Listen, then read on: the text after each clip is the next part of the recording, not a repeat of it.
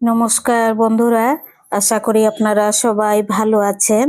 আজ আমি বানাবো নিরামিষ আলুর দমের রেসিপি, একদম স্পেশাল।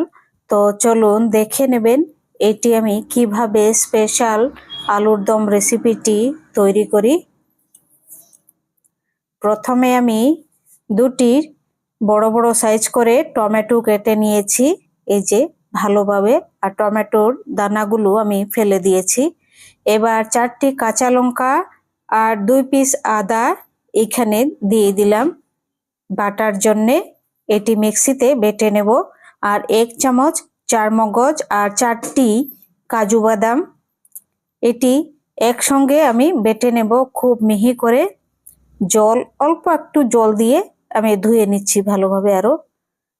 এবার মশলা নিয়ে নিচ্ছি, শুকনা মশলা 2 চামচ পোস্ত, 1 চামচ গোটা জিরা, 1 চামচ গোটা ধনিয়া আর 3টি শুকনা লঙ্কা, অল্প একটু গোটা গরম মশলা আর 1 চামচ গোটা গোলমরিচ। এটি একটু ভেজে, আমি বেশি ভাজবো না, একটু ভেজে তারপর মশলাগুলো শুকনো শুকনো আমি অল্প গুঁড়ো করে নেব। 1 চামচ গোটা জিরা, 1 চামচ গোটা ধনিয়া, 2 চামচ পোস্ত, অল্প একটু গোটা গরম মশলা আর 3টি শুকনা লঙ্কা, 1 চামচ গোলমরিচ, গোটা গোলমরিচ, ওগুলো একটু ভেজে নিচ্ছি। ভাজা হয়ে গেছে, এবার গ্যাসটি অফ করে দেব। বেশি ভাজবো না, না হলে ভালো লাগবে না। এবার 3 চামচ সরষের তেলের মধ্যে আমি সেদ্ধ করে রাখা আলুগুলি ভেজে নিচ্ছি।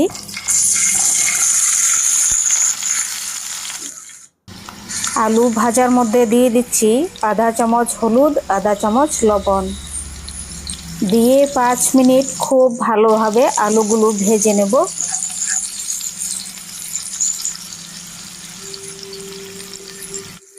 আলু ভাজা হয়ে গেছে, এবার আলুগুলি আমি তুলে নেব একটি বাসনে।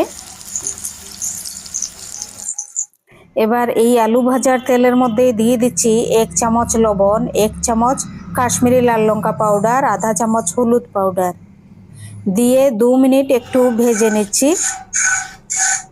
আর গ্যাসের ফ্লেমটা একদম লো করে রাখা আছে, না হলে মশলাটা কালো হয়ে যাবে।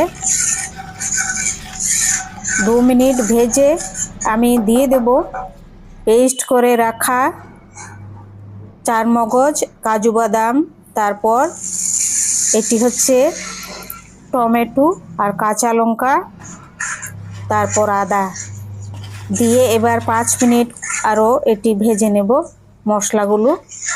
একটু মশলাটা কষালে ভালো লাগবে খেতে আলুর দম। এরকমভাবে 5 মিনিট কষিয়ে নিচ্ছি। 5 মিনিট পর দিয়ে দিচ্ছি এই যে শুকনো মশলার পাউডার।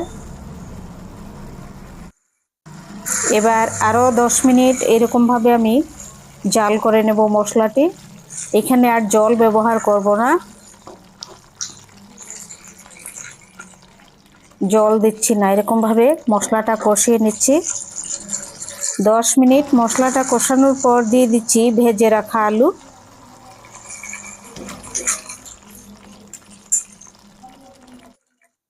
আলু দিয়ে আরও 5 মিনিট এরকমভাবে আমি এটি রান্না করে নিচ্ছি।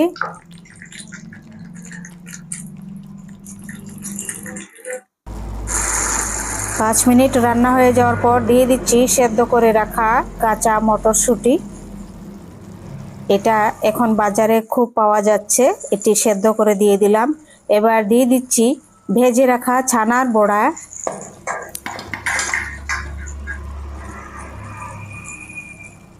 এরকমভাবে আলুর দম বানিয়ে খেয়ে দেখবেন, অসাধারণ।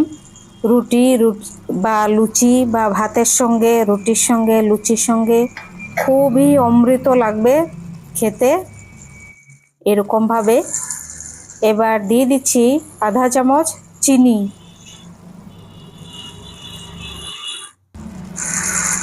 তারপর দিয়ে দিচ্ছি 1 চামচ ঘি। এটি বড় চামচ, আমি ছোট চামচ দিয়ে 1 চামচ ঘি দিলাম এখানে। এবার দিয়ে দেব একদম শেষে অল্প একটু ফ্রেশ ধনিয়া পাতা কুচি। হয়ে গেছে রান্না। এবার আমি গ্যাসটি অফ করে দেব। আপনাদের যদি রেসিপিটি ভালো লেগে থাকে চ্যানেলটি সাবস্ক্রাইব করবেন, লাইক করবেন, শেয়ার করবেন, কমেন্ট করে জানাবেন আপনাদের এই রেসিপিটি কেমন লেগেছে। সম্পূর্ণ নিরামিষ আলুর দম এরকম রুটির সাথে বানিয়ে খেয়ে দেখবেন, অসাধারণ।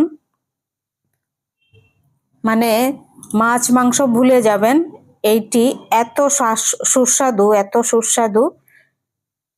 আর আমার ভিডিওটি আপনারা অনুগ্রহ করে স্কিপ করবেন না, স্কিপ করলে আমার রিচ একদম ডাউন হয়ে গেছে। আমার ভিডিওটি সম্পূর্ণ দেখবেন, তাহলে আমি খুবই উপকৃত হব। ভিডিওর রিচ একদম ডাউন হয়ে গেছে, খুবই খারাপ লাগছে, কিন্তু কি করব, উপায় নেই, তাও আমি ভিডিও বানাচ্ছি। আপনারা আমাকে সাপোর্ট করবেন, আমি যেন ইউটিউবে সফল হতে পারি। সবাই ভালো থাকবেন, সুস্থ থাকবেন, এই প্রার্থনা করি।